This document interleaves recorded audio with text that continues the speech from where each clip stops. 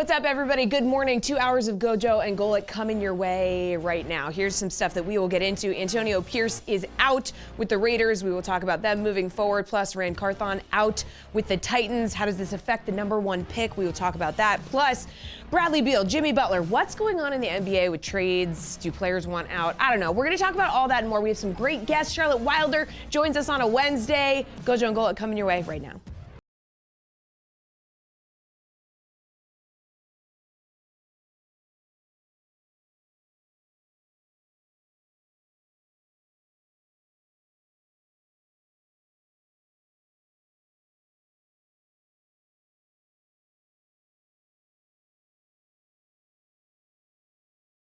Welcome to GoJo and Golic. Mike Golic Jr., Mike Golic Sr., and Jesse Cofield here with you guys.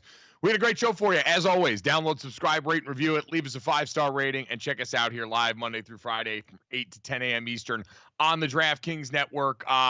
Charlotte Wilder, as Jesse mentioned, going to be back with us now here Wednesdays for the foreseeable future here in 2025. As we mentioned, Jason Fitz going to Tuesdays, Charlotte Wilder coming to Wednesdays to break down all of the drama that we have going on and take the temperature, as we're about a month out from the trade deadline right now, of teams that made moves this offseason and how they've benefited them so far in 2024-2025's NBA season. If my picture looks a little bit different, thank you for bearing with us this morning here over on the DraftKings YouTube side, where you can subscribe at GoJo and Golic on YouTube as well here. Power got knocked out last night. Internet got knocked out last night. So we're going to find out if you can do an entire show tethered off phone internet. Shout out to the folks at Apple for that one there. But Dad, Jesse, more just underscores that thankfully I am fortunately fine. I live, out in Southern California here, but much further south than Los Angeles than where a lot of the fires are going on right now. And just, thinking of and praying for everybody that's been affected by that up at the Pacific Palisades and now reaching into other areas. I know last night when I went to bed, Santa Monica was being evacuated here. There are high winds. It's been very dry out here. And as I've seen right now, thankfully, it seems like there has been no loss of life reported thus far, but property, a lot of wildlife damage, and just overall a really scary situation out here, Dad. I know you guys in Scottsdale dealing with a lot of the same dryness and winds right now. And so just want to say everybody stay safe, being out here and seeing this firsthand. I know a lot of people who have lived here full time have dealt with versions of this a bunch, but doesn't make it any less dire for the people trying to survive it right now, and certainly not for the people trying to combat that. So, well wishes, and certainly thinking and praying for the first responders and the firefighters as well, whose job is going to be to corral this during really difficult situation. Yeah, I mean, the gusts of wind were hitting 99 miles per hour. I mean, overnight, they said that the highest winds were between 10 o'clock last night and 5 this morning, your time. So that's over 33,000 people, I think, had been evacuated, and it just spread like crazy. So it's just, you're right. I mean, at this point, we have not heard of any loss of life, and really hope that stays true. But the property damage, is going to be immense. And you worry about the people, kind of like hurricanes in Florida when they evacuate, and there are those people that stay. Like you said, there's people that have been through this, and some stay. Yeah.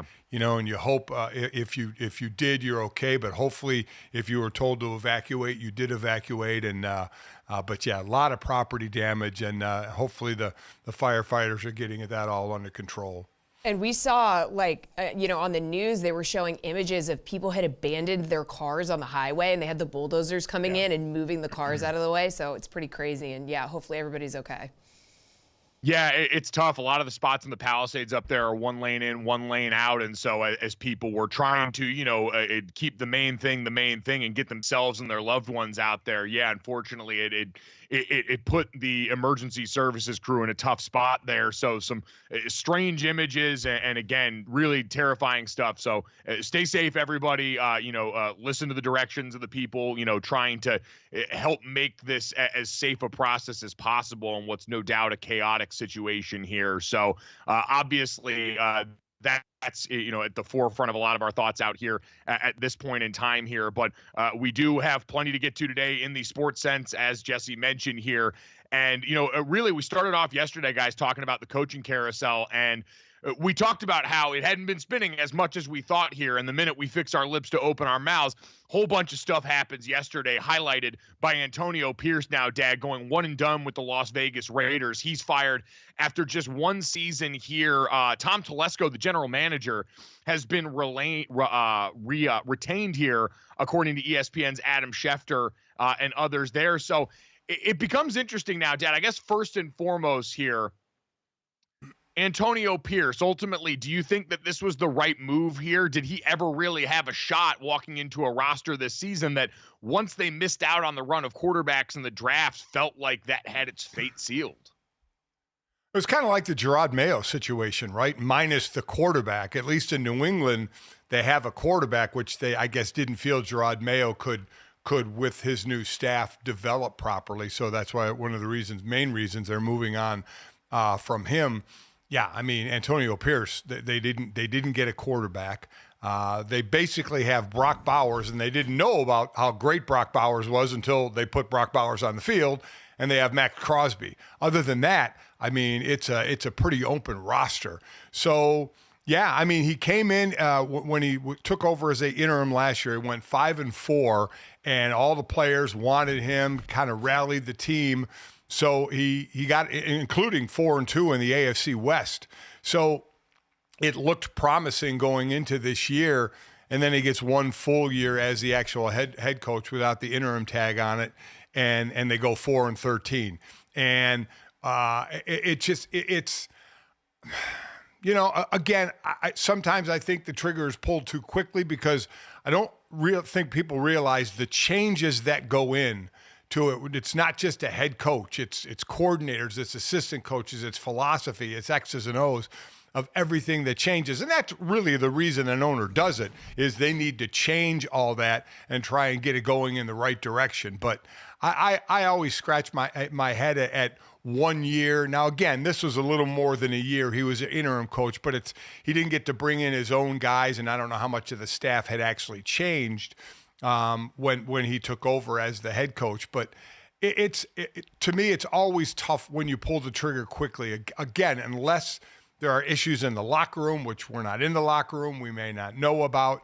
I think it's always a tough call. But it's a team that, while it's looking for a quarterback, has a second most. Now, two teams that have coaches available have the first and second most amount of cap space. I mean, New England has $133 million of cap space, and Las Vegas is second with $112. So they've got plenty of money to make moves.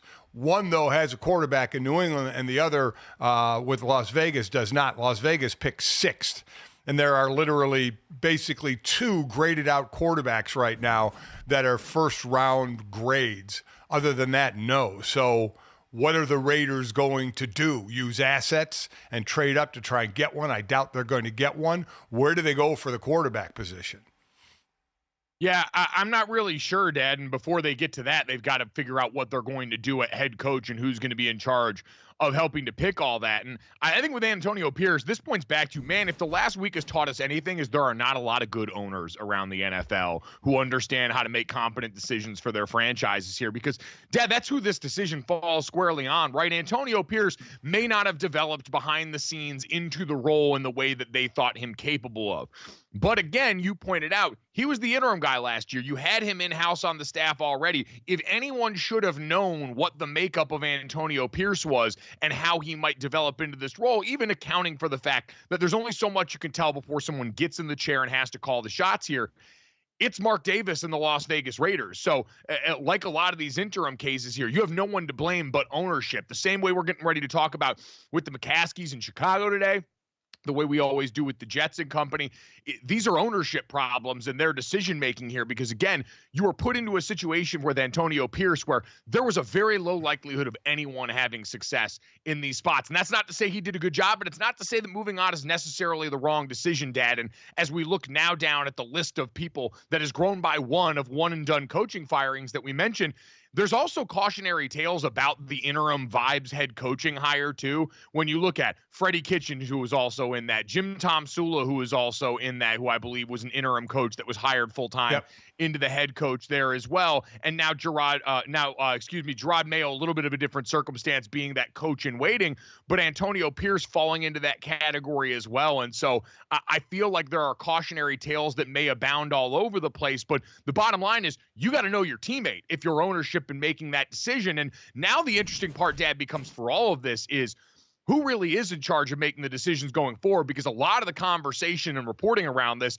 had to do with Tom Brady's role now as a minority owner in being a part of the decision-making group that's going to be in this process next. That's why I'm sure some people are going to wonder about Mike Vrabel as a viable candidate for this job, considering his relationship with Tom Brady.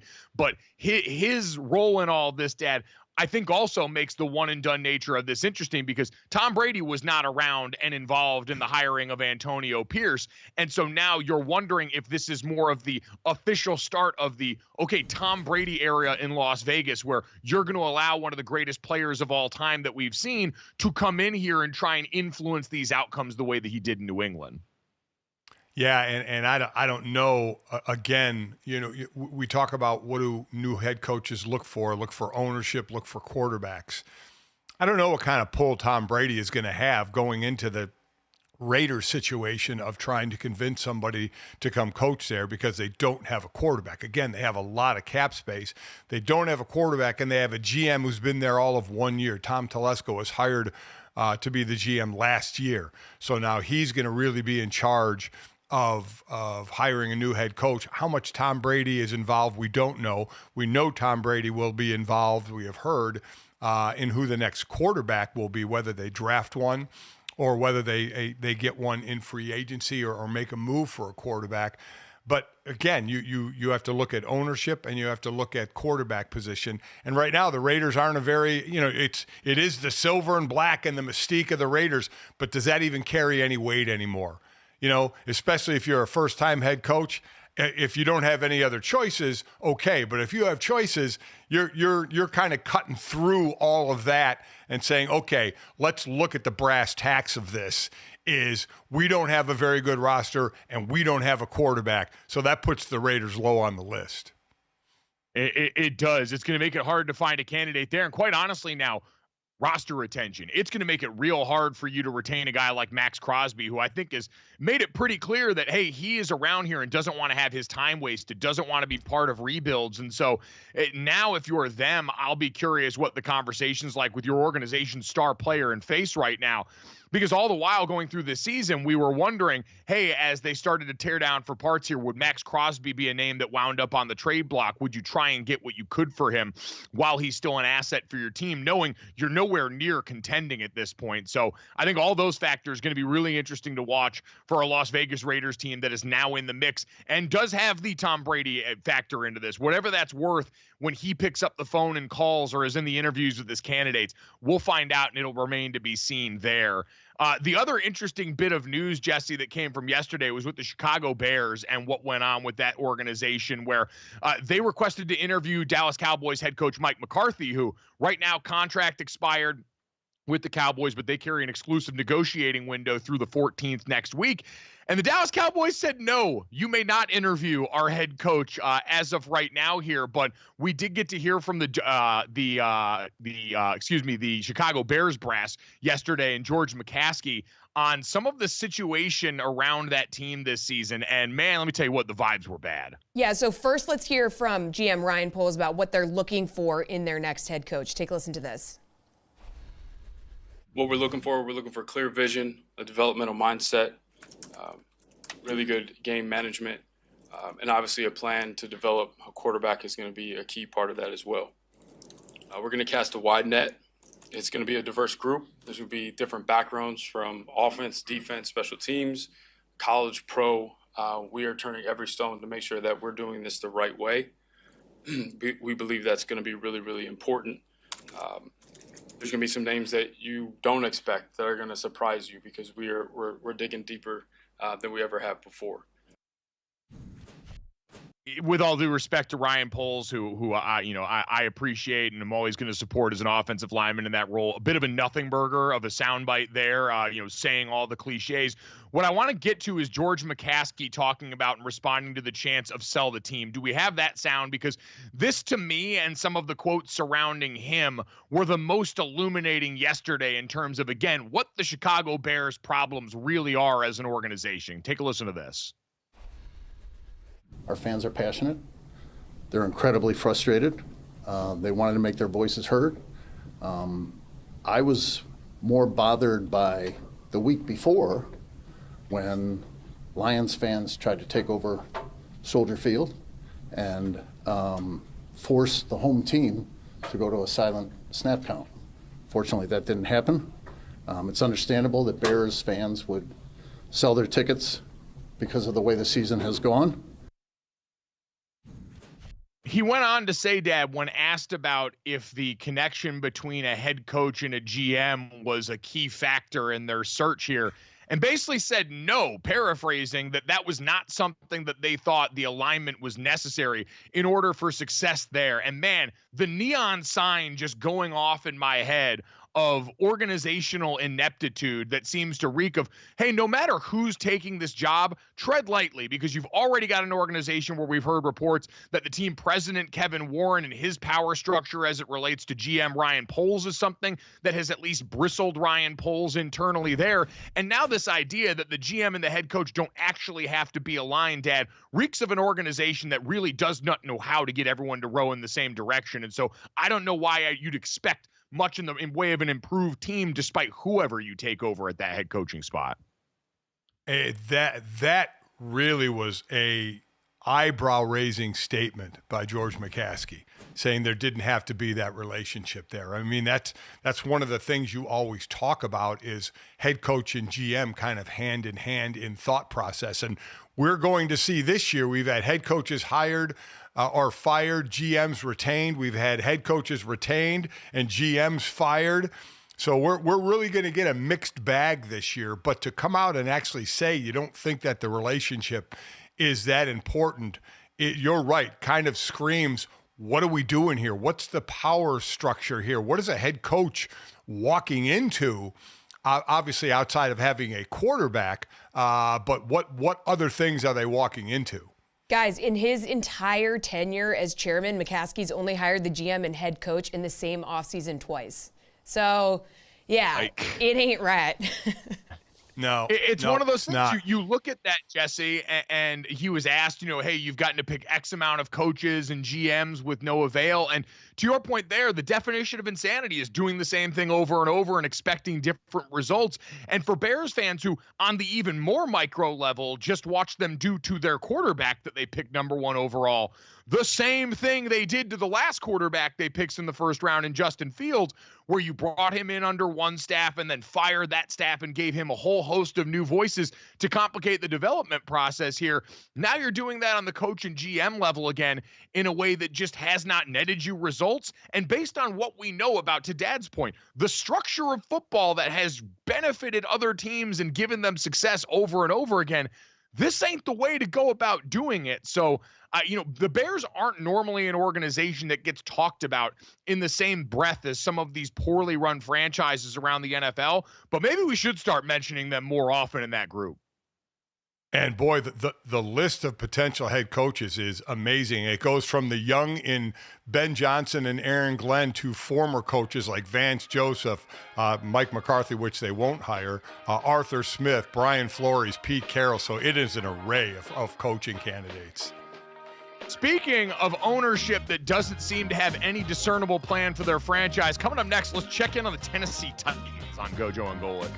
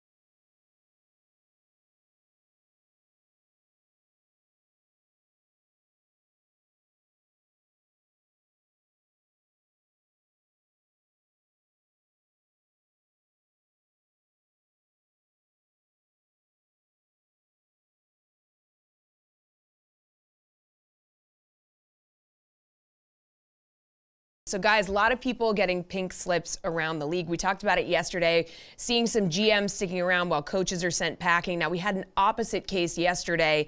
It won't be Rand Carthon making the #1 pick in Tennessee. He's let go. Brian Callahan will stay on as head coach. Obviously, guys, they're on the hunt for a new GM. We know this, but does this put like extra pressure on Callahan here with the first pick? Well, I think it puts extra pressure on everyone, particularly, I think, again, Dad, in the interest of continuing to peel back the curtain and point to the people who are really responsible for this, Amy Adams Strunk, the now owner of the Tennessee Titans, who's the one calling the shots on this, because when you look at the order of operations on these decisions, remember it was last time on Dragon Ball Z when the Tennessee Titans fired Mike Vrabel, who's getting ready to be the prize of this offseason coaching cycle, because they viewed him as someone that was no longer a collaborative player, and they were handing the keys, it felt like ostensibly, over to Rand Carthon to make all of these decisions. So now you're sitting here without Mike Vrabel, who, again, is going to be someone's head coach again and seems widely viewed as one of the top candidates for the jobs open around the league. And you don't have that GM that you just put all the power into after an offseason last year where you spent like you were trying to find out everything you could about Will Levis. You were super aggressive in free agency. And so, Dad, they have not displayed an aptitude for good decision-making that makes me feel all that confident in their #1 pick. No, and the president of football operations, Chad Brinker, is going to have final authority on the roster, and their definition of the next GM, they said is, I think the general manager position is unique to their respective organizations. This particular job, what we'll be looking for is someone who has spent their career as a scout, is a top-flight, top-level evaluator, has spent the majority of their career projecting college players to the National Football League. They had a major hand in setting the draft board and preferably a consistent winning organization. So it sounds like they want a college scout as their GM. Just kind of figuring out what the college player evaluation should be, and then Chad Brinker has final authority on the roster. So if that's what they're looking for in a GM, that sounds like someone who is going to be gathering the information on who they want to take #1. So I would imagine they would need to hire someone there pretty quickly. Yeah, I mean, they could post whatever they want in the LinkedIn job description here. The point is what they're walking into, Dad, doesn't seem like an organization that has a plan that you can trust. And that's the worry. When we talk about these #1 picks and the likelihood of success, especially in a class where the prospects are imperfect, and so they're going to get a lion's share of the blame here. This is a good reminder. This is what that player is walking into right now in terms of this organization. And it's not to say that Brian Callahan's not potentially a good coach, although we wouldn't have been surprised based on what happened this season if he had even potentially gone one and done, considering the charge was come over here and develop Will Levis, who was a second-round pick. So it's not like you were handed, the remnants of Bryce Young or Anthony Richardson or anything like that. But he was still a guy that they had enough talent to take that high in the draft, and you couldn't corral Will Levis's worst, capabilities at all during the course of this season. And even when Mason Rudolph was in there, it wasn't overly encouraging. Now, there was development along the offensive line. We know his father, Bill Callahan, coming over as the coach certainly helped there. And the defense had a strong year at times. But, Dad, again, I just keep pointing to, this is why it is so hard for top picks and quarterbacks to have success, because when you've got an organization that's just trying to do everything this disjointedly, this is the end result. Well, they have the #1 pick, so they get their choice of quarterbacks. They have the 9th most cap space available at $67 million, so they certainly can make some moves, but it's all on them. We know there are 2 quarterbacks, right? Shedeur Sanders and Cam Ward. And you hear it flip-flopping, I think, now right now, because you know how this goes. Every year they're going to try and pull somebody else up into the first round and do that. Oh no, I agree with that, but I don't think outside of those 2, anybody else will go first for Tennessee. I doubt they trade back. I think they're going to make a pick. So it's kind of like at least the first year of the 1 and 2 Bryce Young, C.J. Stroud, where C.J. Stroud flourished in year one and Bryce Young didn't. Now, Bryce Young has made a hell of a comeback, and C.J. Stroud took a step back. So that's why you have to give those things times. Decisions were made after the rookie year going, oh, Carolina blew it, and Houston scored big, where, you know, the jury is still out, and a lot of it is on the team you build around them. So Tennessee has it all in front of them. I mean, as far as what quarterback they're going to pick, they're going to get to lead off with taking who they think is the best quarterback available. Yeah, and we talk about in most years, like, God, we've seen incredible quarterbacks, some of the best graded prospects of all time that haven't been able to pull struggling franchises out of the fire here.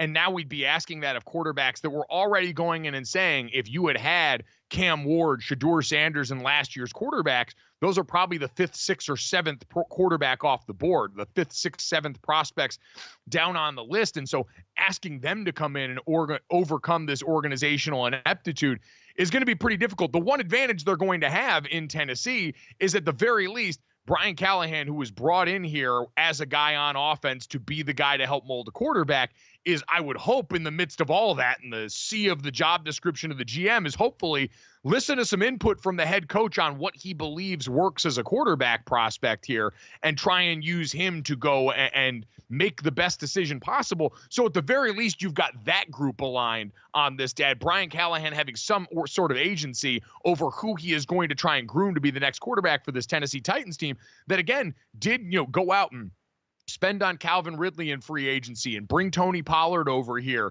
and spend draft picks on their offensive line. Like, they made moves last year that felt like a team that thought they were a lot closer to competing than they actually were. What's the plan going to look like this offseason? And are they going to admit, hey, we're a lot closer to full-scale reset than we've been letting on? You're so right. They have to let Brian Callahan have a say in which quarterback gets picked, because it's his system that the new quarterback is going to be running. And he's going to be able to decide which quarterback will be able to run his system best. So if I mean, again, this is just about organization and how you decide the decision-making in organization of how much power they give Brian Callahan. But it seems like a no-brainer. Said, okay, I'm the one coaching this guy. I'm the one that has the system. Let me pick the guy who I think will run the system best. Yeah, and so, again, it seems like it's going to be one of those two names there. The vetting process for these guys going to the spring is going to be sort of fascinating. We know with Shedeur Sanders, there's obviously a lot more that comes to the table, knowing, his father, the reports on what his impact will or won't be in the process leading up to the draft, and who they will or won't go and play to, or any of the things like that that have been bantered about. We'll see if there's actually any teeth to those conversations, or if this is going to be a much more normal draft process for prospects that, again, I think have more incentive than most, Dad. We always talk about going into the NFL draft. If you're one of the true warrior elite and you're a player so undeniably talented that every team is going to not only want but need your services, you're much less incentivized to go to the combine, do the pro day, all the stuff. The way Marvin Harrison Jr. basically went about the draft process is what you get to do. These quarterbacks, I think, are a little bit more incentivized, despite the fact that we imagine they're going to go 1-2 on the board. They're a little more incentivized to play the game, because there is a true jockeying, I think, of who could potentially be that number one pick off the board, who could potentially be viewed as the best guy. And so I think you're going to see a draft process that reeks of that, guys looking for every advantage to try and bolster their stock. Yeah, and again, the grades are supposedly close between Cam and Shedeur, so it's going to come down to what team is picking and what system they run and what quarterback fits best in that system. No two quarterbacks are exactly alike, so one will fit a system supposedly on paper better than others. We don't know true practical application until you have them on the team. But you're right. These are two quarterbacks who I don't think either one can avoid the pre-draft, situation and of going through it and being evaluated. Now, who knows? I mean, they both played a lot of football. They both could literally say, hey, I've got a ton of tape out there. You know what I can do. I don't need to show anymore. It'll be interesting to see which one does. It will. It'll be very interesting to see which one of them does there. And so we mentioned already the Tennessee Titans going to be in the driver's seat for that decision there. But Dad, they're now a little bit behind in terms of their ability to go out and find another GM here. But let's just quickly and re-rack now what we're dealing with this offseason. So we mentioned off the top, Antonio Pierce fired. Now the Raiders join the other teams here involved in searching for a new head coach. So we've got now the Raiders, the Patriots, the two most recent entries here, joining the Bears, Jags, Jets, and Saints in terms of teams that'll be looking for their next head coach around the NFL here now. And Dad, I think in the coming days, it's going to be interesting to see how the dominoes fall now with Ben Johnson, who's been among the pickier coaching candidates in the last couple of cycles. And then Mike Vrabel, who, as was pointed out, had a couple of interviews around last cycle, but was not hired coming off a tenure where he was viewed as one of those leaders of men, sort of embodied that style of coaching that we've seen now made most popular by Dan Campbell and a number of these other vibes coaches along the way. And I thought it was interesting, Dad, as we look at the pool of candidates here, I saw some clips, Ryan Fitzpatrick, the former NFL quarterback, and Andrew Whitworth on their podcast talking about a guy like Brian Flores, who's also going to be in the mix for this. And Ryan Fitzpatrick talked about his time in Miami, Brian Flores, and how he was a guy so well liked by so many people within that organization. But as he went along, he aged into more of that dictator role in there, maybe trying to do a little bit too much mimicking of what we had seen from Bill Belichick and the other guys in that coaching tree now. And they brought up, as we're going through this hiring cycle, a guy like Brian Flores is a good example of what would his time with a guy like Kevin O'Connell, who comes from that Sean McVay coaching tree that seems to have a lot more emotional intelligence than maybe the other coaching trees that we've seen here. Guys that have walked in like Kevin O'Connell, like Matt LaFleur, like Sean McVay and company here that seem to be able to connect with their players in a different way. And you just wonder, it was an interesting way to think about some of these candidates and their journey, and a guy like Brian Flores, who's going to be trying to do this again and said, I'm going to take every interview. I want to be involved in all these processes. And I'm sure the number one question is going to be, what did you learn from the last time around? Because before the season, remember, the headline about Brian Flores was Tua Tagovailoa going on with the Le Batard guys, saying that Brian Flores was a terrible person and a guy that broke his confidence down along the way. And so I will be very curious to see, as we know, he was a guy that came from that Bill Belichick group, but now has spent time under Kevin O'Connell, that we see loving up quarterbacks and leaning on everyone there, what he has learned and how that development fits him into this group of coaches that are getting ready to vie for these jobs. And by the way, he has a lawsuit against the NFL that's still in the pipeline for basically, he thinks teams making a mockery of the Rooney Rule, and that he was just interviewed to be that minority interview that teams have to do before they hire a coach. So he actually has a lawsuit going on. So between that and, like you said, maybe learning from his experiences in Miami, because listen, his coaching of a defense doesn't need any help. That is fantastic. And now it's just a matter of going from coordinator. Will be those that do they think he's better as a coordinator than as a head coach? Because there's a lot of head coaching candidates. And remember, any coach that's under contract can't have an in-person interview until after the divisional round. They can have Zoom interviews before that, but nothing until after the divisional round, while those that aren't employed can be, obviously, like Mike Vrabel, interviewing now. Let's be honest. There are two guys out there that are going to have their choices, right? The most choices, Ben Johnson and Mike Vrabel. After that, it's going to be kind of a crapshoot. You're going to have a whole new slew of first-time defensive coordinators and offensive coordinators that are getting interviewed to be new head coaches. But those two, Ben Johnson and Mike Vrabel, it seems are going to have their choice. And let's see where they go in the pecking order of being hired. Yeah, but to your point, after that, I mean, if you're looking at the success of coordinators with their teams this year, and in Brian Flores' case, a guy who sat in that chair before and had success on the field, it was not like Brian Flores' time in Miami was without on-field success for the Dolphins. That's what made Mike McDaniel taking over that job even more difficult, was the backdrop of, hey, while the vibes may have been off and there was a lawsuit at the end, this is still a guy that actually coached the Dolphins to some success. Brian Flores and Aaron Glenn are going to be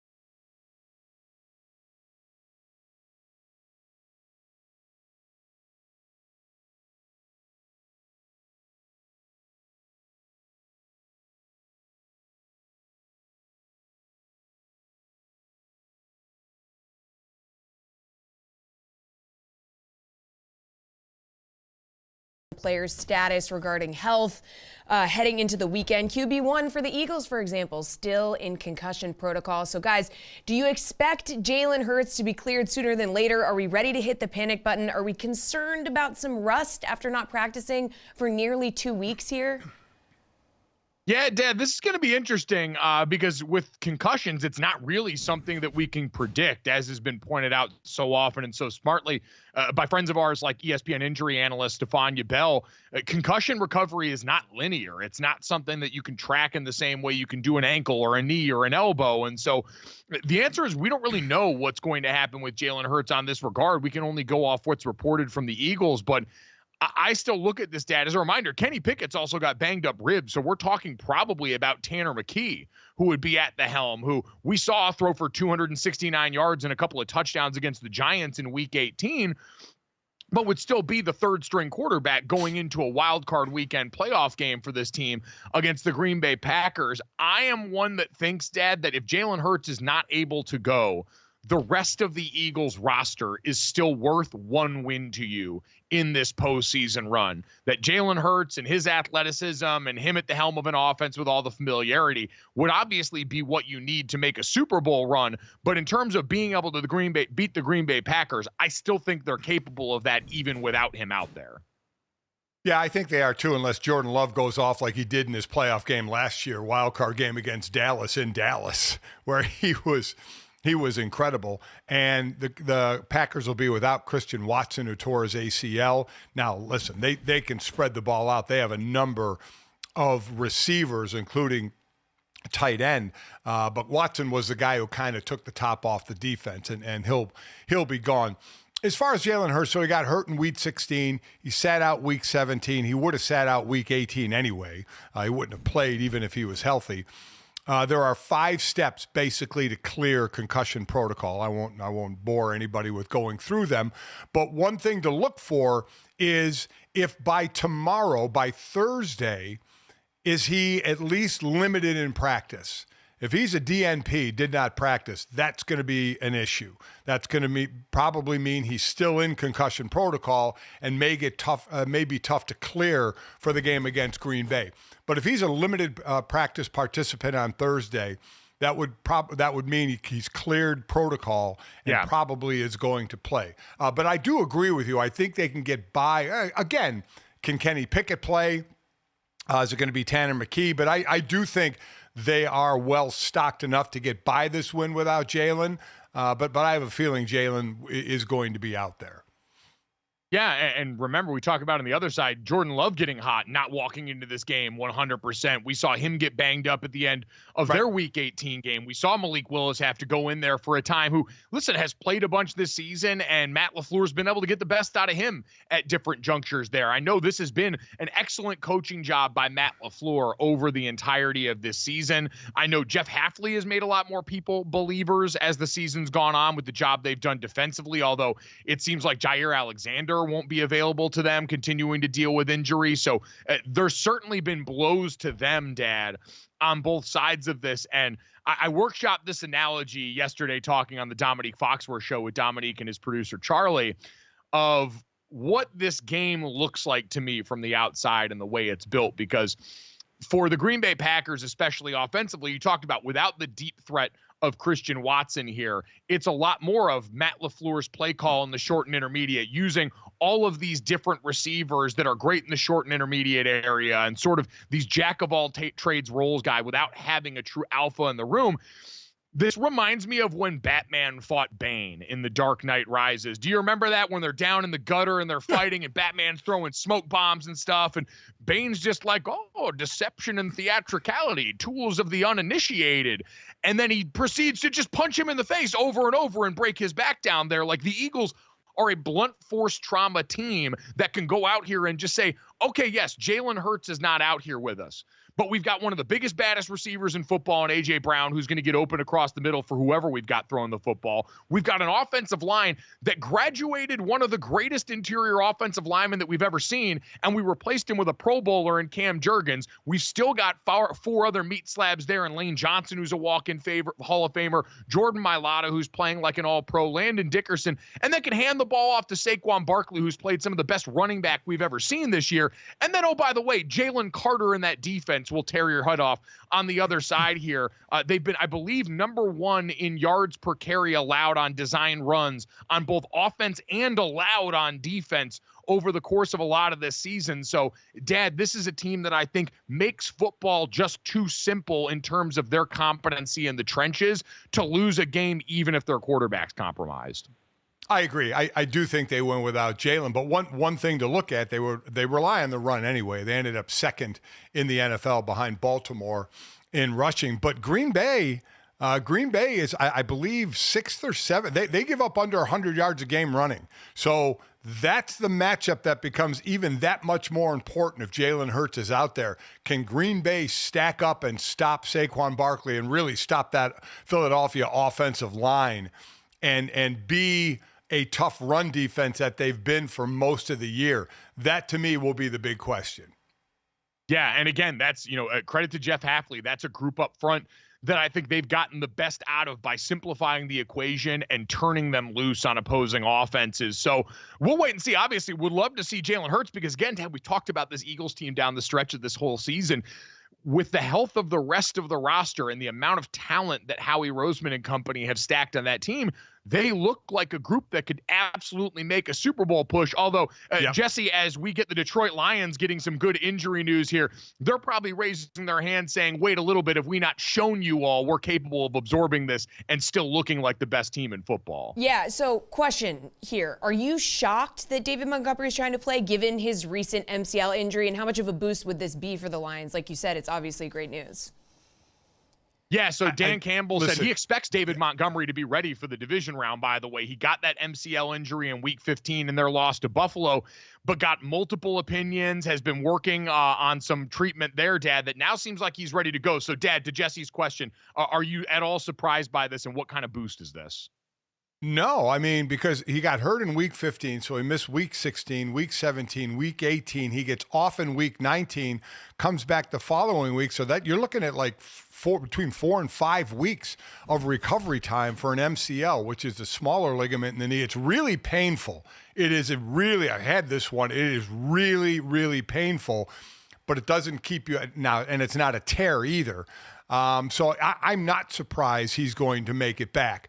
Quite honestly, Jahmyr Gibbs has filled in unbelievably well in the games that Montgomery has missed. I mean, incredibly well. So I'm not surprised that Montgomery will be back.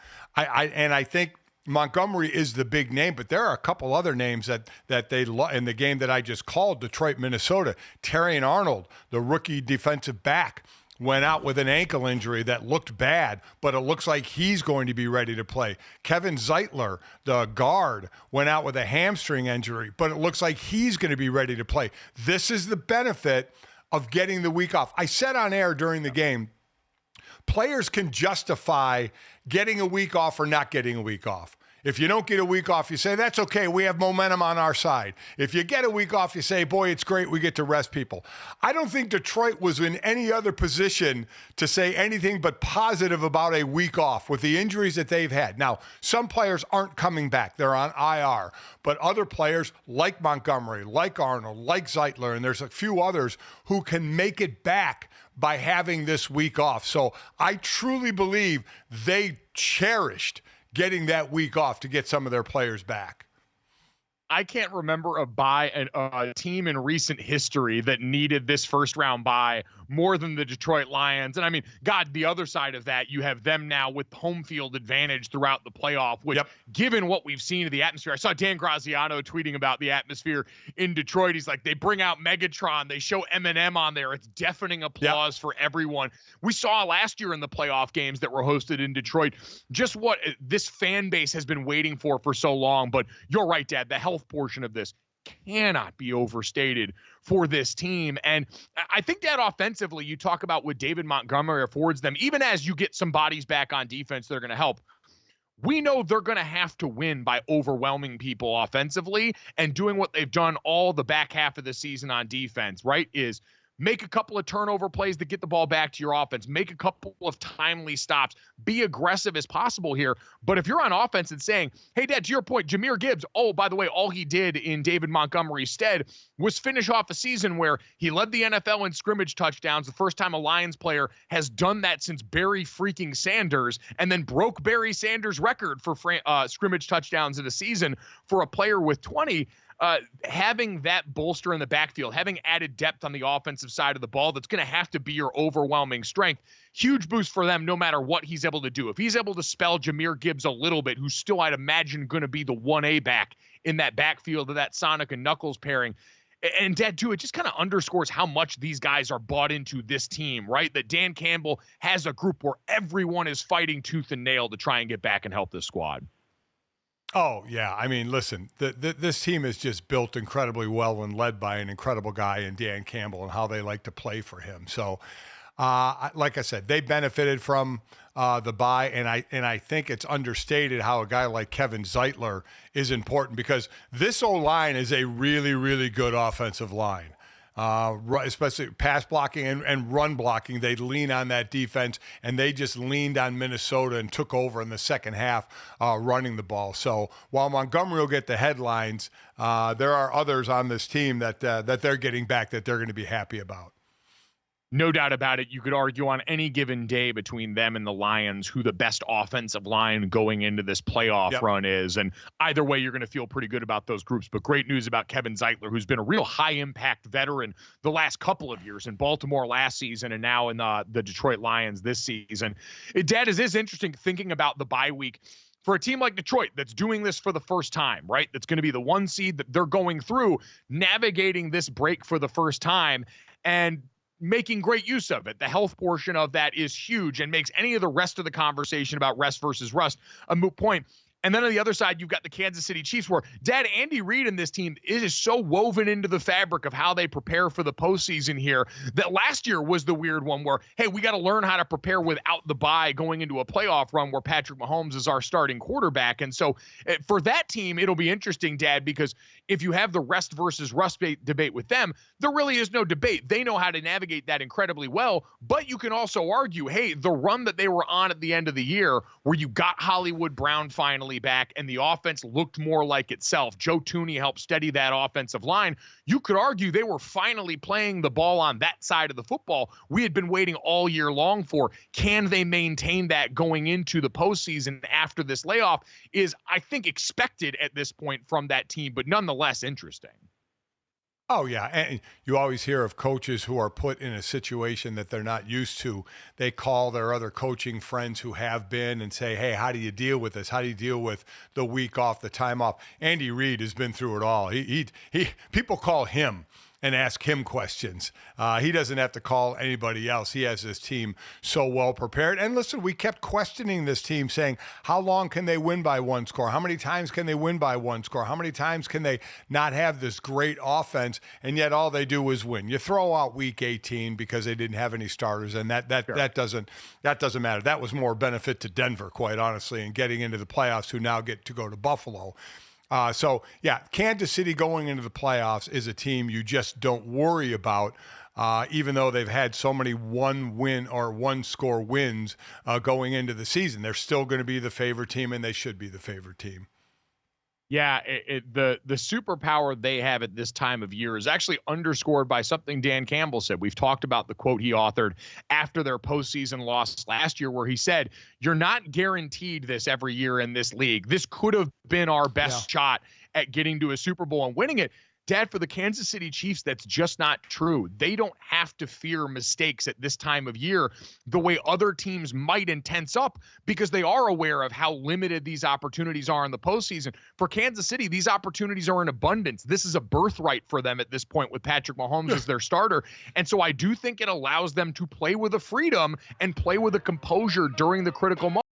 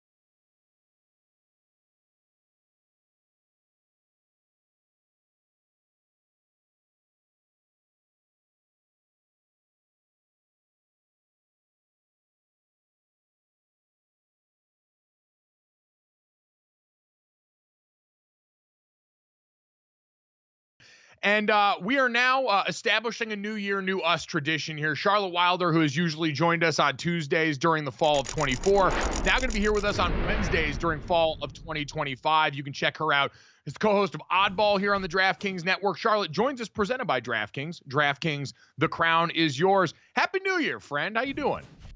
Happy New Year, guys. I'm glad that we all got the memo to match. And we look amazing. It's a great, black to celebrate the new year as one does. Yeah. I've missed all of your faces these past 2 weeks. I can't tell a lie.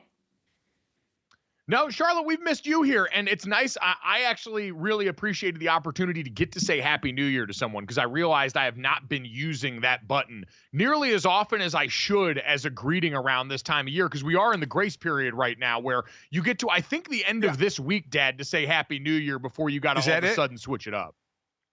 Is that it? We have the New Year's Quitter Day as like the 17th or the 19th, when National Quitter Day, when basically everybody quits on their resolution. I didn't know how far you can say Happy New Year is, Charlotte, of how far into the new year you can continue to say it.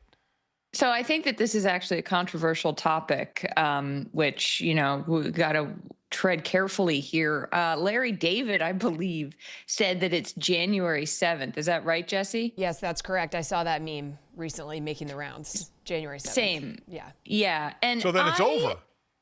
Well, so this is where it gets controversial, because I don't agree with Larry David. And I actually think that this is a position he could respect, because I disagree with him, because he often disagrees with people.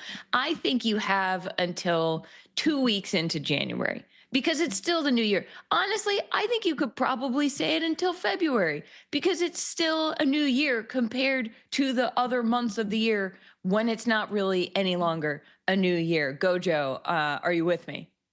So I have a pretty liberal policy on most holiday-related comings and goings. Like, I still have a Christmas tree up right now. I'd be comfortable leaving that up into February here, because this is my house. I make the rules. But when it comes to the Happy New Year thing, I actually am a little bit more tight on this one. And I don't think that there needs to be a hard and fast date on this. This is sort of like how Thanksgiving is just that last Thursday in November every year. I think with this one, it should be after the first work week of the new year, which we're in right now. So everyone's back in the office, Dad, for the first time in the new year this week. Everyone got their start back on Jan 6. So if you make it through this week and you're firing off emails to people that you're circling back with after the new year, and you want to go an HNY at the top of that, I'm cool with it through Friday of this week. Next week, it feels like we got to graduate back to business as usual. I don't know. I feel like if you're running into people in the month of January that you haven't seen, like, you can just say Happy New Year, because you haven't seen them yet in the new year. I mean, if it's March and you're saying Happy New Year, we might have a problem, but.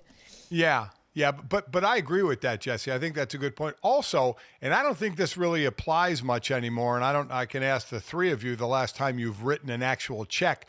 It's always difficult on the check when you have to put the date. You put the previous year of how soon do you put actually 25 on the check instead of the previous year. I can one up you, Senior. I was writing like a Happy New Year card, and I wrote Happy 2005.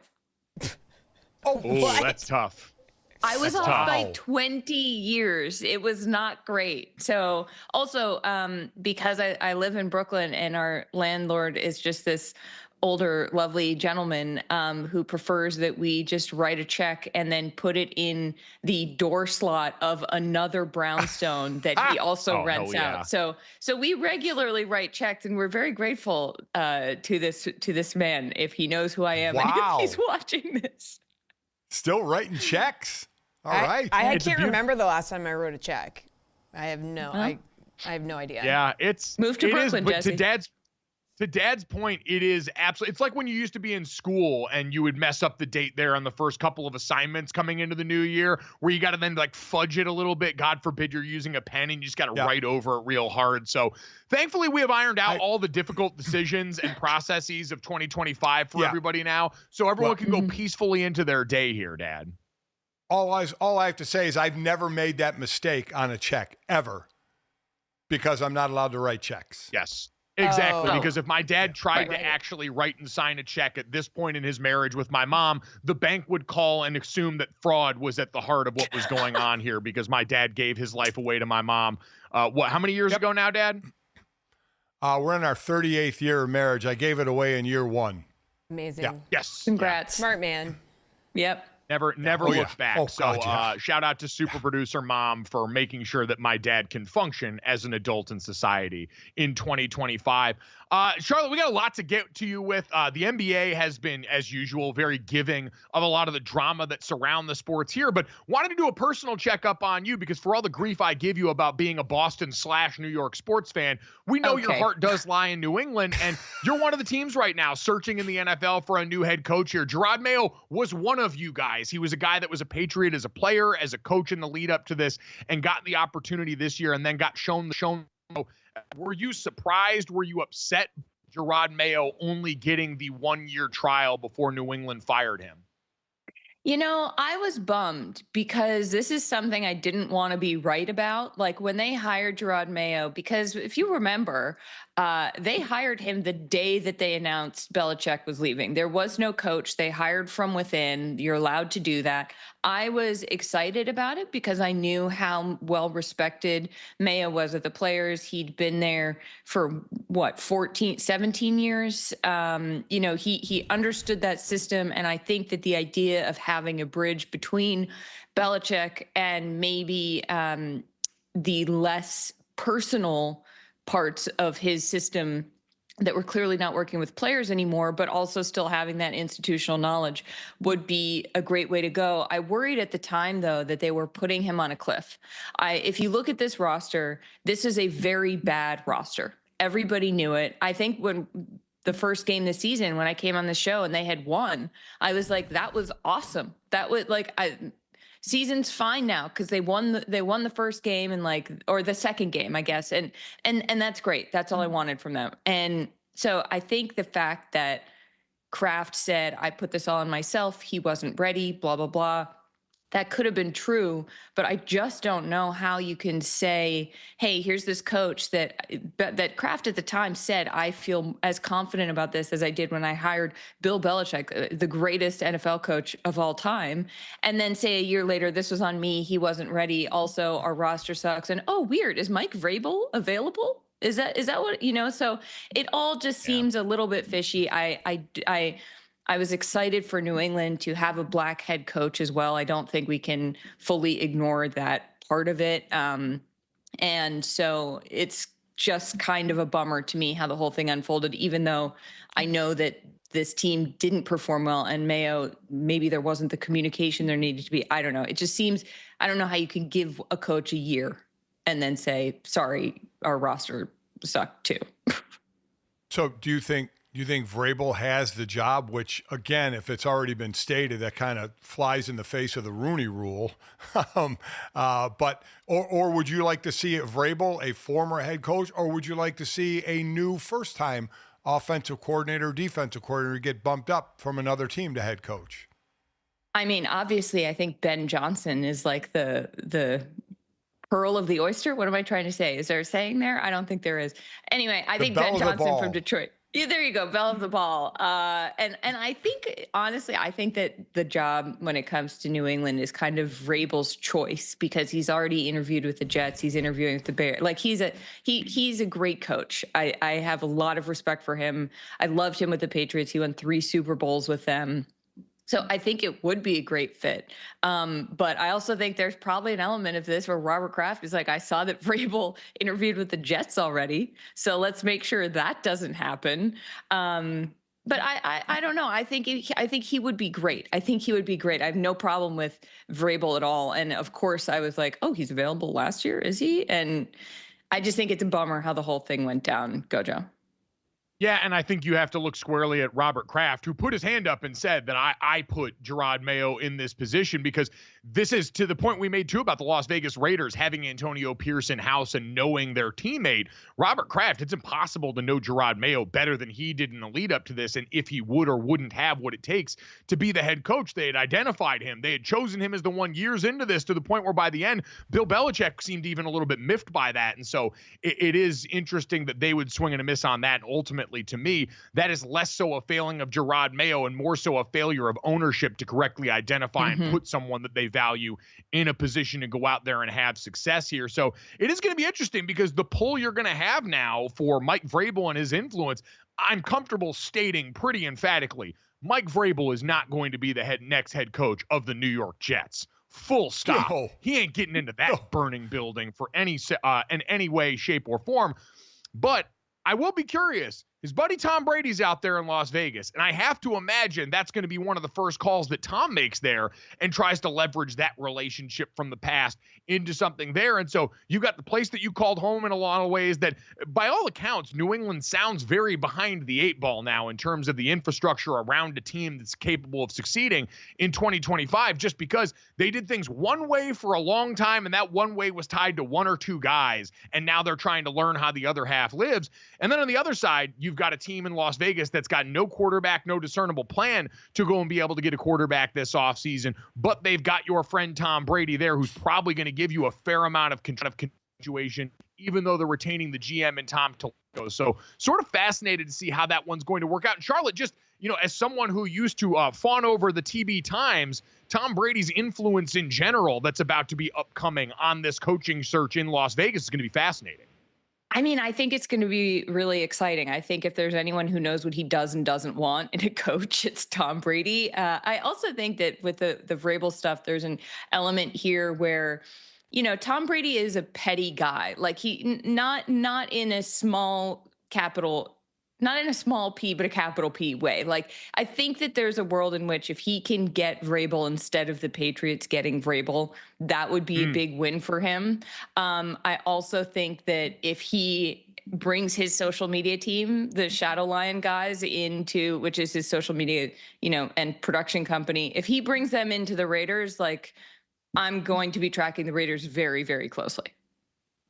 Dad, Charlotte, does Tom Brady's tenure as a broadcaster now give you any doubts about his ability to now go into a ownership role where he's got influence on decision making here? Since we've just seen, hey, Tom Brady being the greatest quarterback all time did not immediately net him the success that some people, myself included, thought he would have in these other avenues. Dad, do you have any qualms about Tom Brady in these other roles now, similar to what we've seen from other all-time great quarterbacks, cough, cough, John Elway out in Denver over the course of years?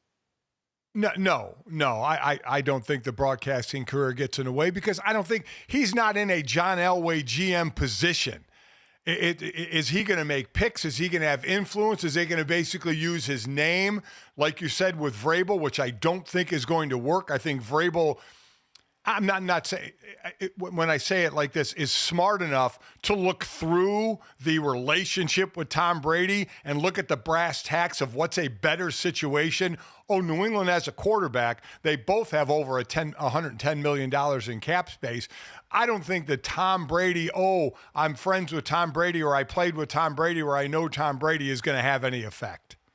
Oh, no, I didn't mean with the broadcasting or any of that getting in the way. I'm just saying we've seen Tom Brady now not be good at something. And does it open up the possibility that he may also not be good at this portion of things, too? Listen, we have seen multiple players fail in a GM type role. So, yeah, just because you're a great player doesn't mean you make a great executive. No, that by any stretch, Charlotte. I also think sometimes when you're the greatest at one thing, you think you're the greatest at other things. And it took you a while to become the greatest at that one thing. So, time will tell, Gojo. Yeah, Tom Brady, don't buy Twitter is what we're telling you at the end of all this. Or at this point, maybe do. I'm not really sure what I want out of this entire apparatus right now. What I do want out of this show, though, coming up next, we have gotten our NFL out of Charlotte here. We want to talk some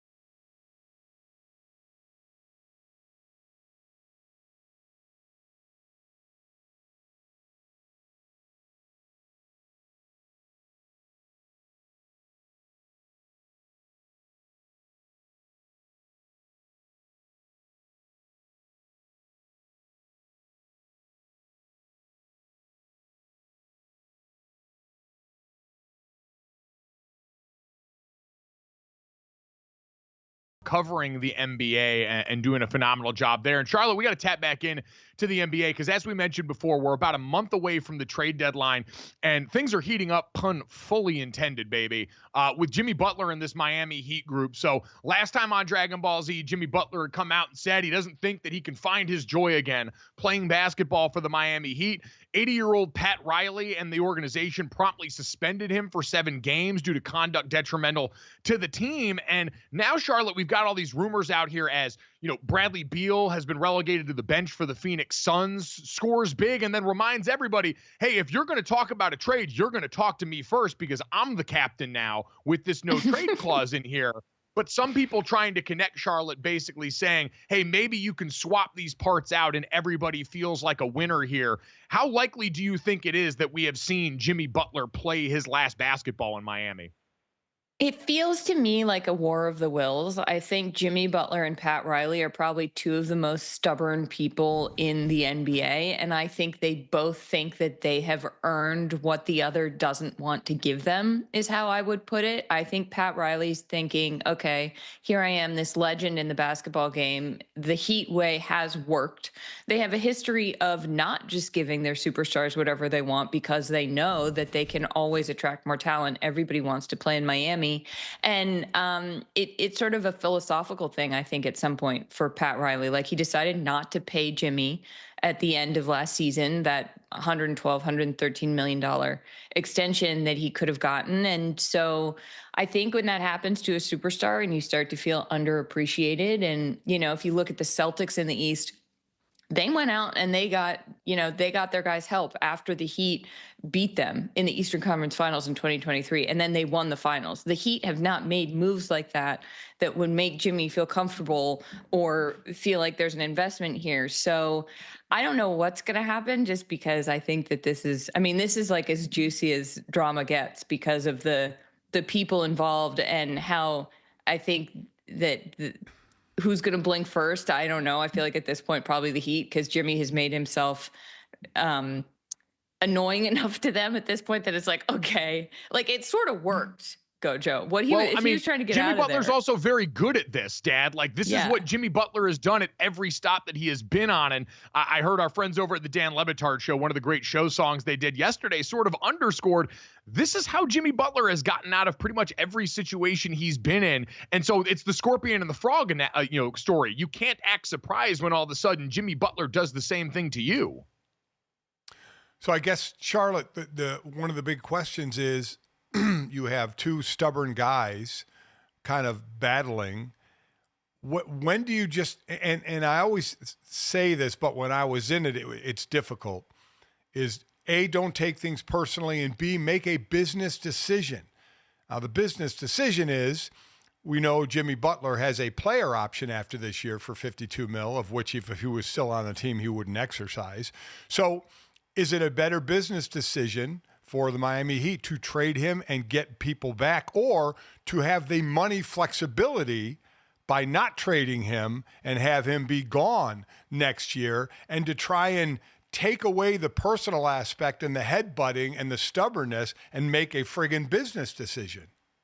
I mean, I think that's the $52 million question, Senior, right? Like, yeah. I think too that, yes, don't take it personally, but I think that if they're arguing now that Jimmy is detrimental, his conduct is detrimental to the team, and, Coach Eric Spoelstra talking about the headspace you have to be in, and I wonder if part of their thought process is, let's see what we can salvage of this season, or let's see what we can get back and just not have this be a problem for us anymore.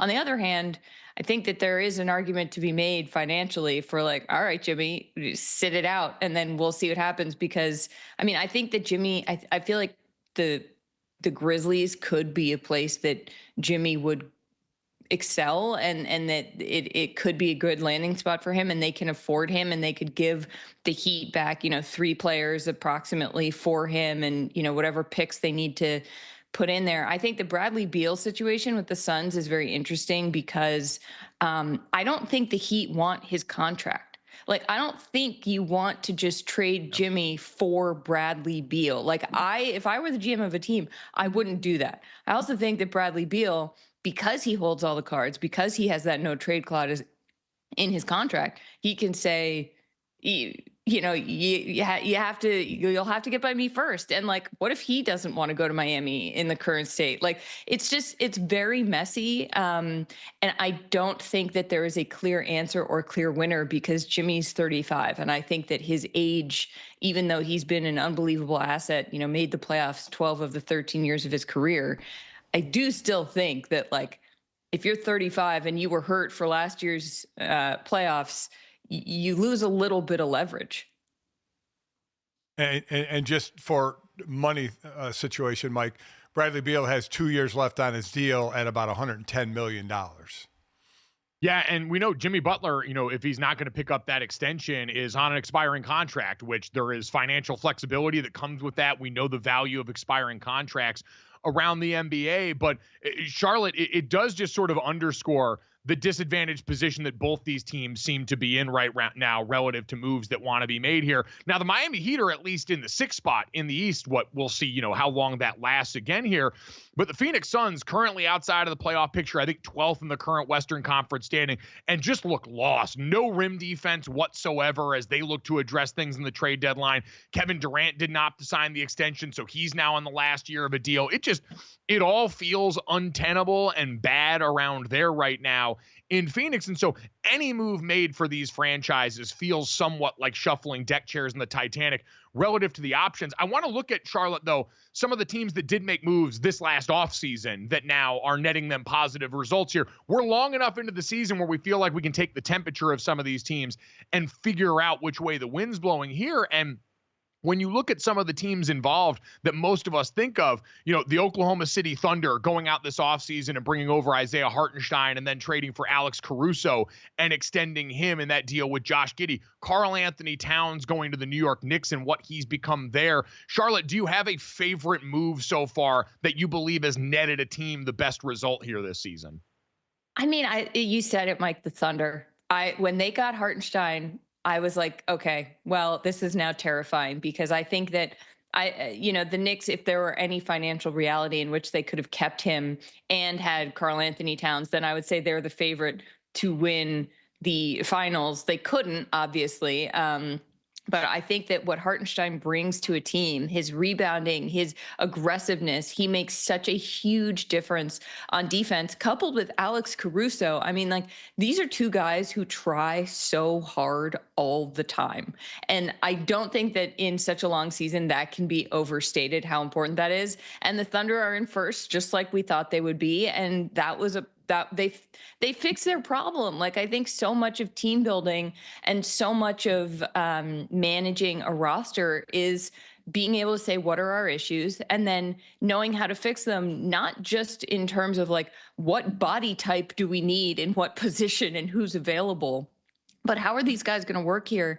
And I talked to an assistant coach of the Thunder before the season started, and he was just saying that there was something that had been so freeing and exciting about being able to build a team from scratch, kind of like you had these young guys who haven't had these bad habits developed or haven't been in, less healthy locker room environments from an interpersonal standpoint. And so to then bring in two players who also have that mindset, even though they weren't, brought up in the Thunder system at this point, I don't think you can really ask for more than that. I mean, you can also can't ask for more than what you got with the Knicks and Karl Anthony Towns, right? I mean, coming into this year, he averaged 23 and 11. He's averaging 25 and 14. He's shooting the best three-point percentage of his career as well. I mean, this has worked for all the questions there were about it. Mike's about to give me crap for saying and he's going to say I'm a Knicks fan, and I see it on his face, and he's got that mischievous look. And so, you know what, Mike, I love what the Knicks have done here. And I think I have a theory. I think that maybe Karl Anthony Towns actually needed to be in a big market, sexy team like New York for him to, like, he's very corny. He is the Knicks' Jason Tatum. Like he said something after a win where, I was just like, oh, this is embarrassing. But then he goes out and plays very, very well. And I think maybe he needed that sort of those big city lights to match up to his self-perception of himself, even if the rest of us might be like, well, you're still a little corny, to just unlock this next level. And yeah, the Knicks are in third. They're playing so well together. I think it was sort of a rocky start just because this happened literally right before the season started. And so to see them get it together, if Mitch Robinson can be healthy and they can have a backup center for Towns that's really reliable, then it's starting to look like the idea they had to try to match up with the Celtics might have worked by getting Karl-Anthony Towns.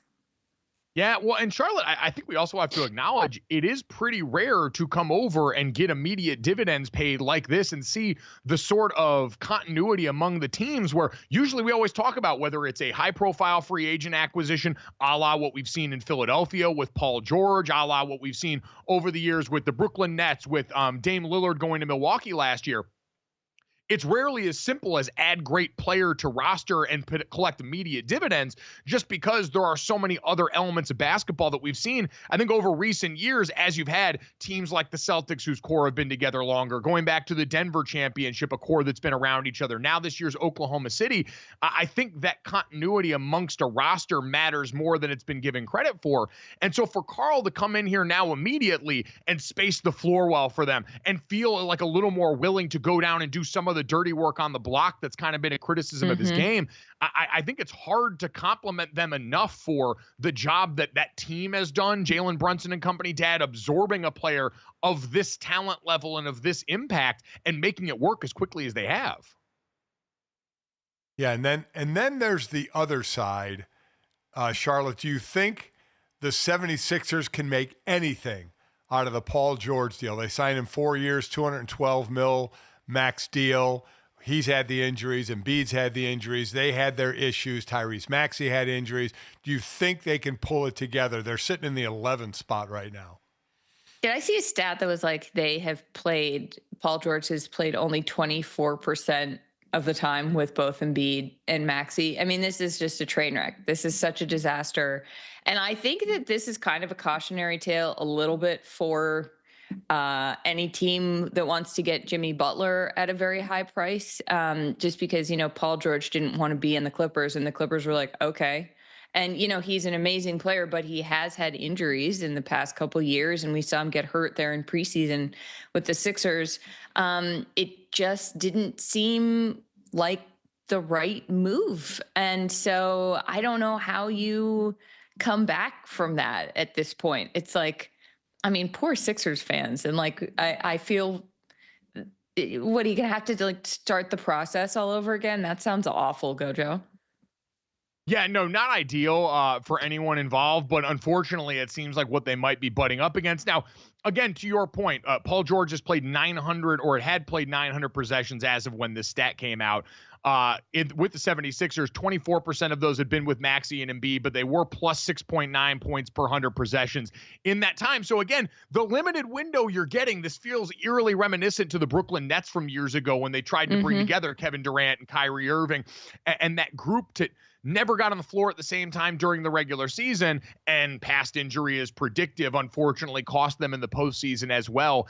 Feels like a similar fate in line for the 76ers, but when they have all been on the court together, there have been things to actually get excited about. And so it'll be very interesting. Again, Jimmy Butler and the Heat feel like the situation that's going to be the sexiest towards the trade deadline. But again, relative to the true contenders, I don't know if that's a situation that ultimately impacts the rest of the league. To your point, especially at Jimmy Butler's age now and health in recent years, the way it would have 3, 4, 5 years ago for them. So plenty to keep an eye on as we get towards that point right now. At GoJo and Golic is where you can get at us on Twitter as well here. Coming up next, though, this league does beef as well or better than anybody. I want to talk about and take a look at beef out here in Los Angeles that we saw on the big stage, and a new look at golf that we got last night. Are you buying what TGL is selling? We will check in with my dad, who watched it all for you so you don't have to, next on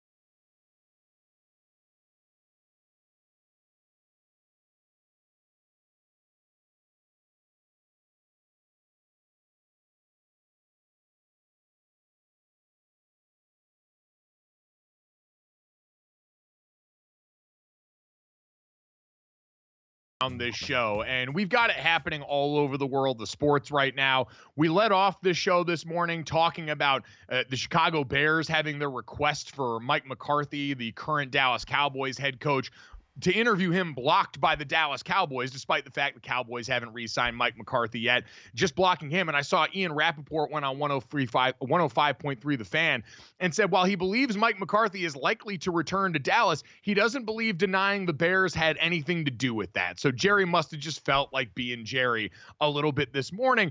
Charlotte, the same could be said in the association with what we saw with JJ Redick and the Inside the NBA crew a while ago, where you can correct me if I'm wrong, where JJ Redick made some comments talking to the media about how pundits and the NBA media talking about how the game is trash and constantly being critical of it has had a net negative effect on the way things have gone. And Charles Barkley and the Inside the NBA crew seemed to interpret that as a shot at them and proceeded to eviscerate JJ Redick on their air. We got the back and forth where JJ Redick says he doesn't care at all. His heart rate doesn't budge here. Charlotte, is this a hit dog hollering situation for the Inside the NBA crew here, or do you believe this beef has some teeth? I have no idea. I think that I am almost envious of Charles Barkley's ego to the fact that he can hear JJ Redick say, you know, we people in this basketball world need to speak about our game better. And Charles Barkley, you know, the Michael Jordan meme. And I took that personally. And I think it's funny because it's like, well, then, Charles, do you think, like, is your whole thing that you have been trash talking the NBA's product? Like, are you admitting that you've been doing the thing that JJ is saying? And I also, you know, it's no one's job in the media to like pump up a product. But I think that JJ's point was like, look, if we're all just talking about how this sucks, if we're all piling on, and that becomes the reality of the narrative, then what are we doing? And then Charles Barkley just goes like, totally wild and says, you know, the Lakers were the ugly girl you were dating and you thought you could make it work, which, like, let's come up with a different analogy, Chuck. That's what I have to say about that. And then JJ Redick is like, yeah, I watched the clip and my heart rate was 64 and then it was 64 at the end. And I'm like, men will do literally anything not to go to therapy. Yeah. Men will do anything not to give in to and say, oh, you know what, I agree with him. Men will not do that. And I mean, you can see both sides of it because the Lakers are sitting in the 6th slot right now, basically a half game away from the 4 seed, but 2 games away from the 10th seed. So they could certainly go either way. I don't think anybody thinks that they're championship worthy right now. And then what I'll say about the NBA show is it's the best thing on TV. That whole evisceration of JJ Redick was going on while they were showing halftime highlights of a different game that Ernie Johnson was trying to do the highlights for, and every now and then would fit in a highlight to try and get back to the highlights as Barkley kept going off on JJ. It's the best show. And I know it's going to be an ESPN product right now by kind of the way McAfee is. And all I'd say to ESPN is don't get in the way. Don't start adding people. Don't get in the way. Just let the show be the show because it's the greatest sports show that we have. So I just, listen, I'm one of those that just sits back and eats popcorn and watches the entertainment of it. So what I'll say is the show is entertaining of it in and of itself here. Like it is one of the most singularly entertaining groups of people that have put together to come and do that. Is JJ Redick totally wrong about the way the basketball media in general sometimes piles on here? No, not really. I think at times his point was, hey, we need to celebrate the game a little more if we want other people to be excited about this, as people bemoan too many threes in the regular season product and stuff like that. But you're just not going to win going up against the behemoth that is Inside the NBA, even though I don't think he exactly was in that situation. And again, that group is unassailable. Their net positive overall for basketball and the people that watch it is there because because they are fun. They have made watching it fun. It's not necessarily a show you expect to dive in outside of Kenny going up to the big board of a lot of the X's and O's in the game. You're there for the vibes, and the vibes have been good. And Charlotte, to your point, the vibes had been good around the Lakers as of late. They started this most recent trip at number 4 in the Western Conference. They had won 8 of their last 11. They made the trade for Dorian Finney-Smith and Shake Melton and got D'Angelo Russell and Maxwell Lewis out of Los Angeles. So I think, again, this is one of those spots where JJ, having been a part of the media machine, makes these interactions feel a little bit differently. We know some of his criticisms of basketball media that were holdover from the podcast era. So I just want to see everybody play nice here because I actually like everyone involved in this an awful lot and want to see that go well here.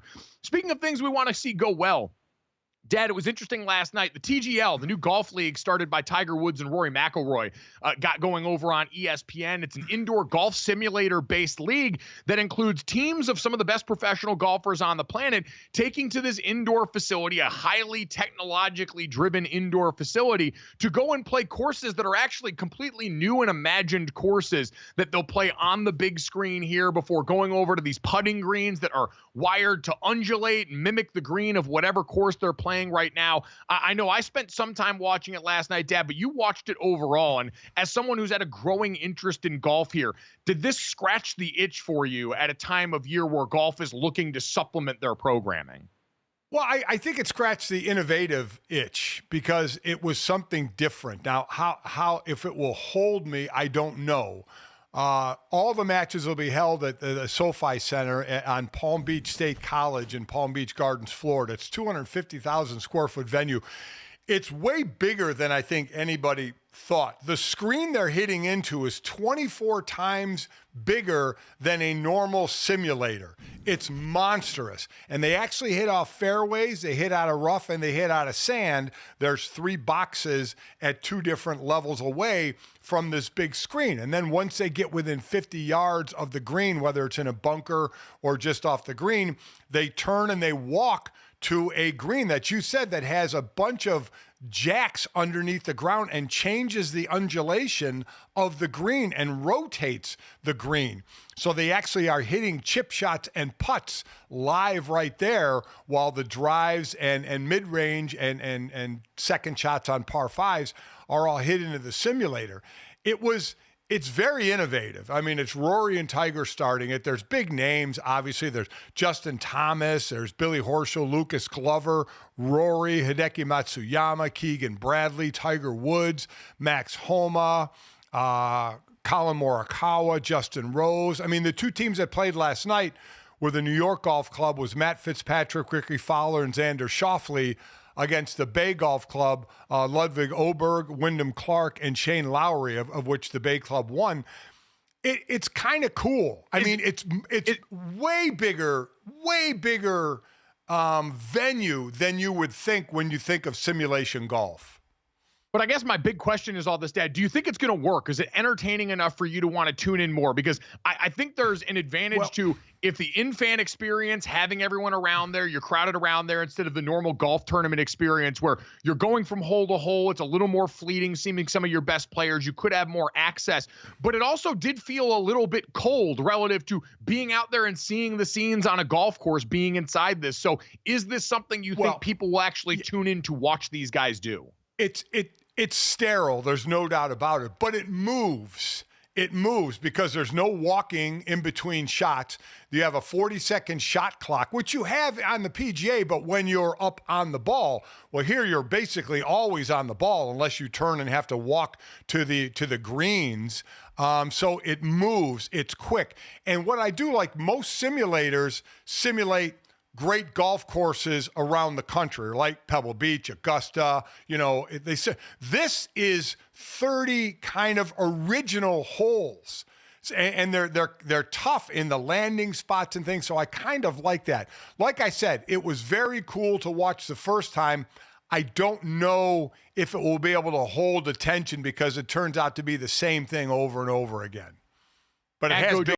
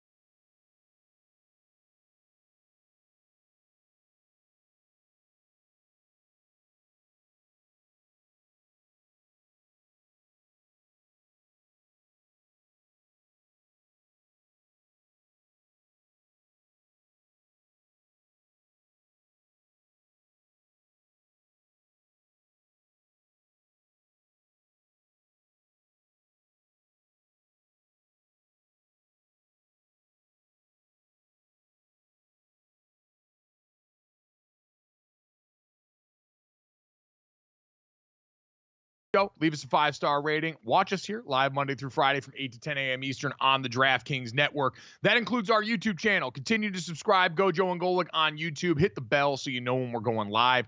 But if you miss us live in the morning or any of our great guests, shout out to Charlotte Wilder, who hung out with us in hour number 2 today. Check her out over at Oddball with Amin El Hassan on the DraftKings Network as well. You miss any of those conversations, check it out wherever you get our podcast or right here on the YouTube channel as soon as we get done. Guys, let's start off with this. We talked a lot of hoops in hour number 2. Shout out to Indiana's Miss Basketball, Kira Reynolds, the Purdue signee from South Bend, Washington, very own, the Fighting Skylar Diggins is South Bend, Washington.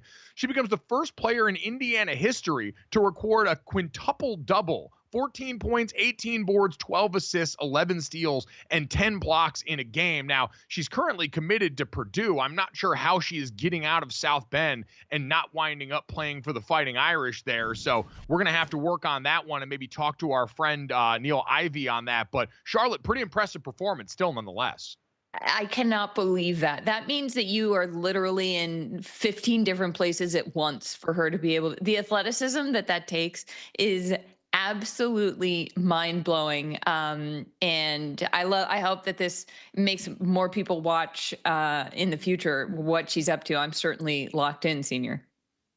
You know, it's one of those things where you kind of know when somebody's flirting with a triple-double, kind of what they need, 2 more assists or 2 more rebounds. How the hell do you keep track of this? Did anybody know that she was near a quintuple double?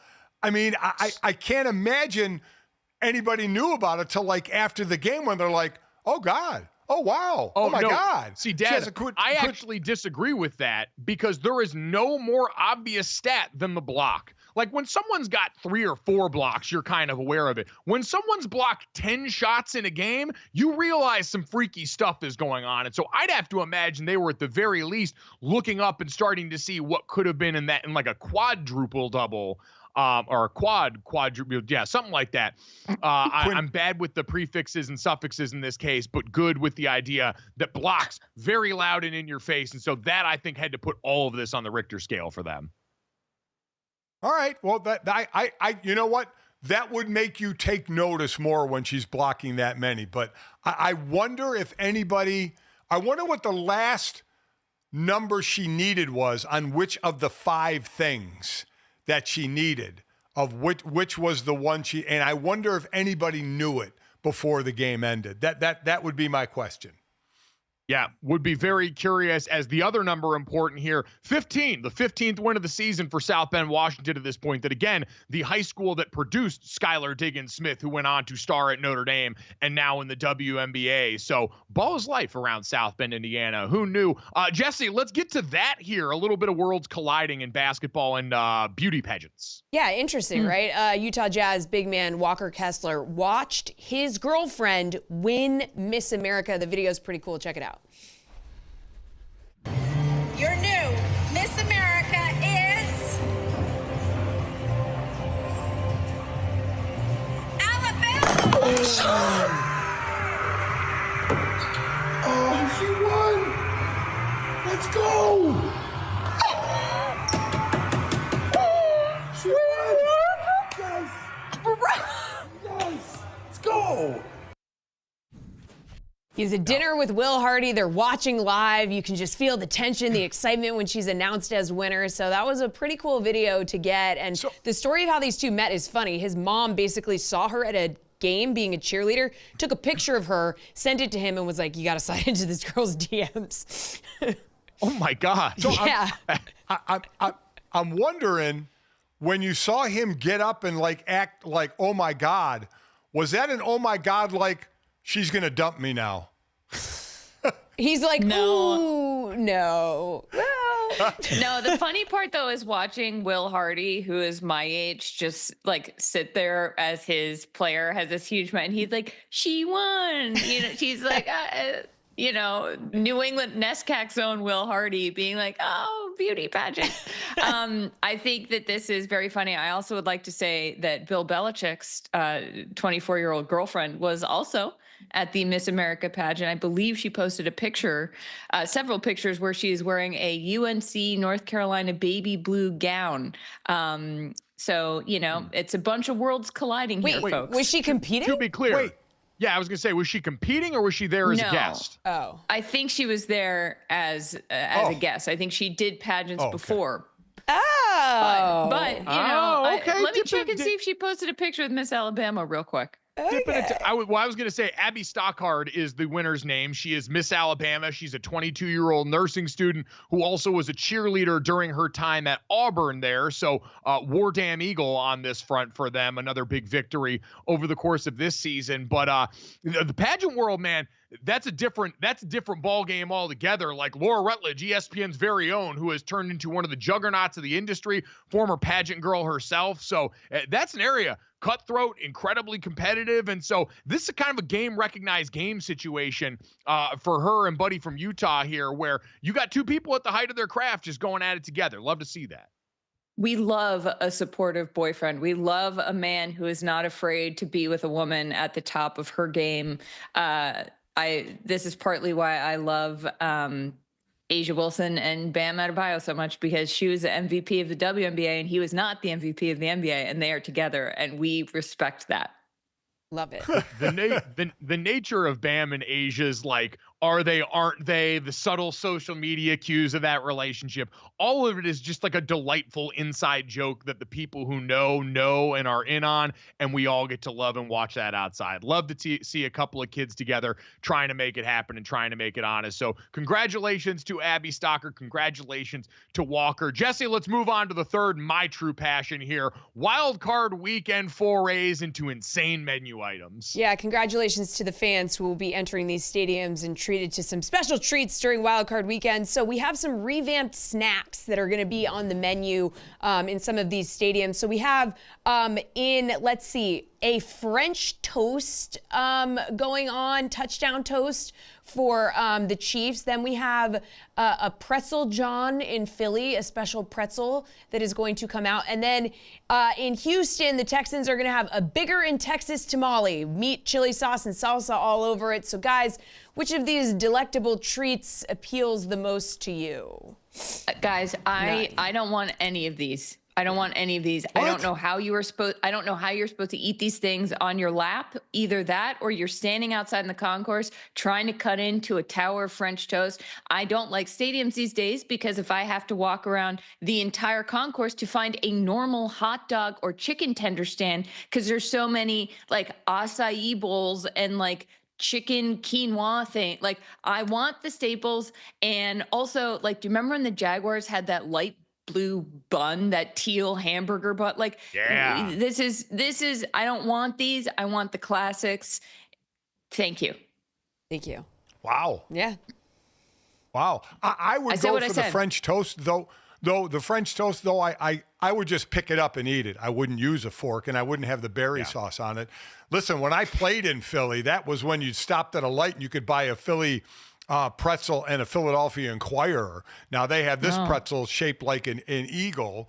The tamale would be third for me. I'd eat it, but that would be third. The pretzel would be second, and the French toast with ice cream undoubtedly would be tops on my list.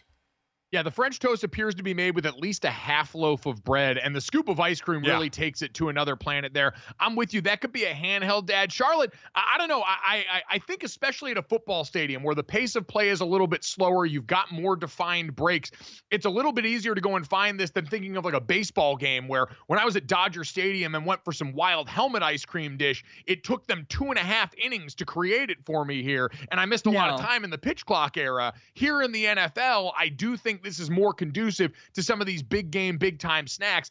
And as a purveyor of the freakier stuff on the side of the culinary industry, this is my love language, and love is going to win here. So anyone who gets their hand on this at any of these wild card weekend spots here at GoJo and Golic on Twitter, send us a picture of what it looks like.